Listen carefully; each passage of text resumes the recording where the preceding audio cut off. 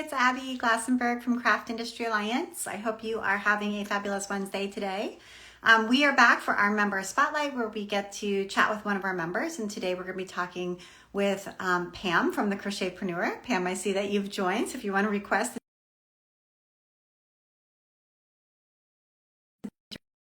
at the moment when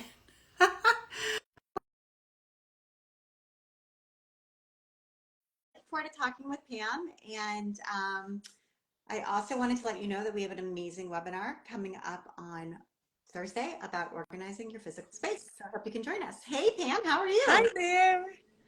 Sorry. Oh, I put my hand right in front of my camera. Sorry, I'm turning my sound up. How are you doing? Good. How are you? It's great to be with you today. Yeah, good to see you as well. I'm very excited to talk with you. And you are somebody who works with crocheters. Thus the name Crochetpreneur. So tell us what that name actually means and what it is that you do. Sure. So I coach crochet business owners and help them build a business that's not just fun and not just filled with passion, but profitable.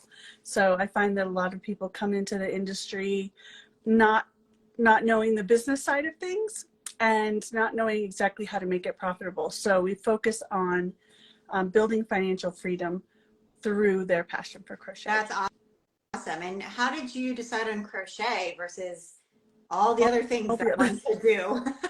Yes. So I had a crochet business. I actually had 3 Etsy shops back in the 2000 teens. Okay. And I had an art shop, a jewelry shop, and a crochet shop. And in 2016, my crochet shop exploded with a viral design and a viral product. And at that time, it was crazy. And I got to the point where I was like, my gosh, I'm so tired of crocheting. I'm so tired of making hats. And I was a psychotherapist at the time. And I said, I still love crochet. I just don't want to make products anymore. And so I thought, how can I combine my love for crochet with my love for helping people? And that's how I came up with business coaching. And also in the process of that viral situation, I got all kinds of messages from people saying, like, I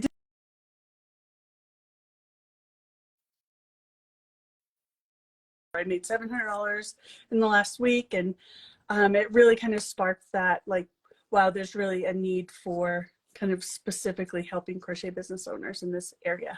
And what was this viral product? So it was the bun hat. So I had the first pattern that was commercially available for a messy bun hat. And to just describe a messy bun hat, basically it's a hat with a hole. It's a hat with a hole in the top. Put your hair up like this and your messy bun, which is sort of like this, can stick out the top. Yes. So, and mine had an elastic around the top so that it kept it tight, because we're in Colorado, you're in Massachusetts. Yeah, winters can be brutal. And so I was trying to come up with a way of how can we make this where it's not just a big wide open hole and we're still cold, even though we have a hat on. So yeah. Okay. So it was the messy bun hat. I remember when those were all the rage and you were crocheting them. Did you also make a pattern for them? I did. So I came out with the pattern first. Well, I actually did them both at the same time. So I designed the pattern, put it out there, and then listed the product up on my Etsy shop. So sold them both at the same time. And in that first week, we had 2,000 product sales and 16,000 pattern sales. Was it picked up by some sort of like major media outlet? How did that happen? It just started. I had a 18-second video on Facebook that has ended up having 100 million views. Okay, it was one of those Facebook videos that just went bananas. Yes. I've talked to other people who've had this happen to them before. Okay. It's totally unexpected. Yeah. Right. And it just gets this crazy momentum on its own. And it's like once that snowball's rolling down the hill, it just goes crazy. Okay. All right. So that was a very interesting experience for you. It was. The entrepreneurs who took the pattern and started crocheting for, as you said, craft fairs or their own shops or whatever. Mm-hmm. And then you as well having to make 2,000 hats. Mm-hmm. And so, you know, some of the things that we dealt with was like, how do we do our pricing when we know people are undercutting our pricing? Does that impact our sales? Ultimately, we found out, no, it doesn't. Right. People want to buy from people want to pay the designer Yep. high-end prices, and they'll pay other people low-end prices, and it doesn't really impact your sales all that much. Other people, you know, within hours came out with their own patterns, and that didn't impact sales either. So it really solidified the idea that there's enough money to go around, there's enough customers to go around, and we can just focus on doing what we love and being really strategic about it, and not having to worry about that competition lack mindset. Absolutely.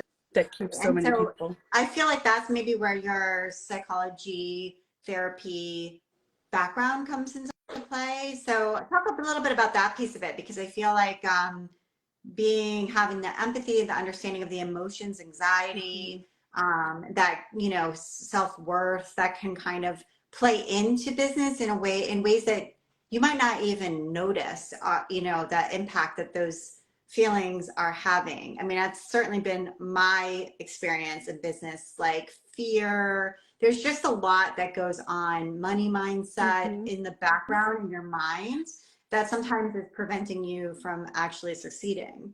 For sure. And it happens to everyone that we have to face our own stories that we tell ourselves about our own worth, our own value.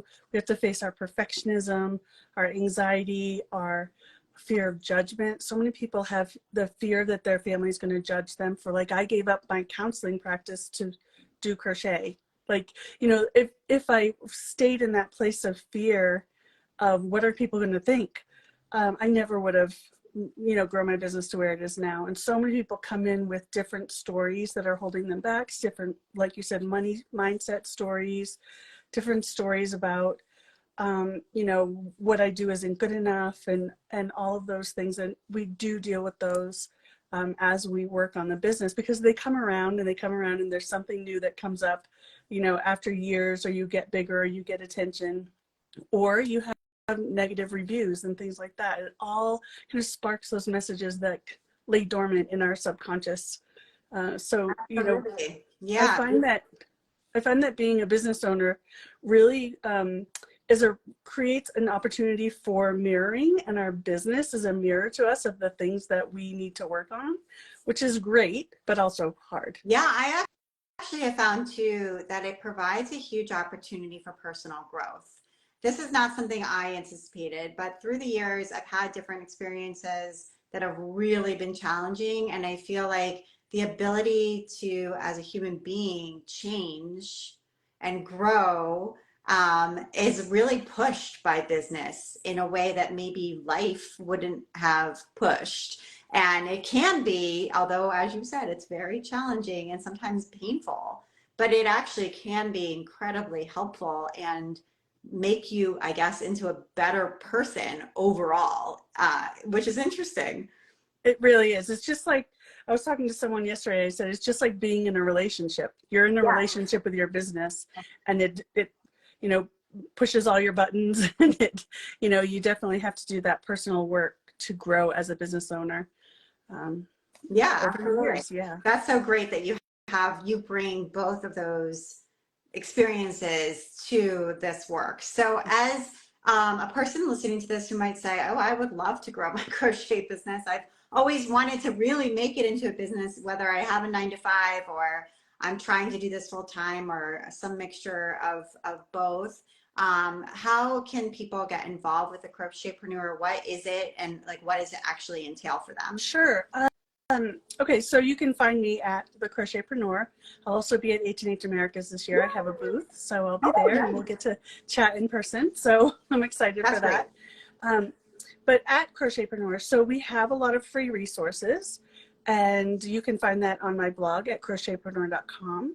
We also have a low-cost membership that's $7 a month for people who are just coming into the business and want to find their way around. We have other resources like a more comprehensive course. We have a VIP membership, and then we ultimately have, for our more high-end designers, we have a mastermind. So kind of we take people through the whole journey of just getting into the business and then growing and scaling. That's fabulous. Okay, so people should go to the Crochetpreneur, follow you here on Instagram as well to see what's new, what you're launching, you know, what's coming next to get involved. And yeah, just first of all, we just love having you as a Craft Industry Alliance member. Your business expertise is great, and you know, crochet understanding. A lot of times, people who are business experts don't also totally understand the craft world, or vice versa. So it's a unique person who has expertise in both and understanding of both. So we really appreciate that. Thank you. And I likewise appreciate all the work that you guys do over at the Alliance. Very wonderful. So thank you so much, Pam. Thank you to everybody who joined us today. We'll be back here same time, same place next week for our next member spotlight. Bye, everybody. Thank you. Bye. Bye. Take care, everybody. See you later.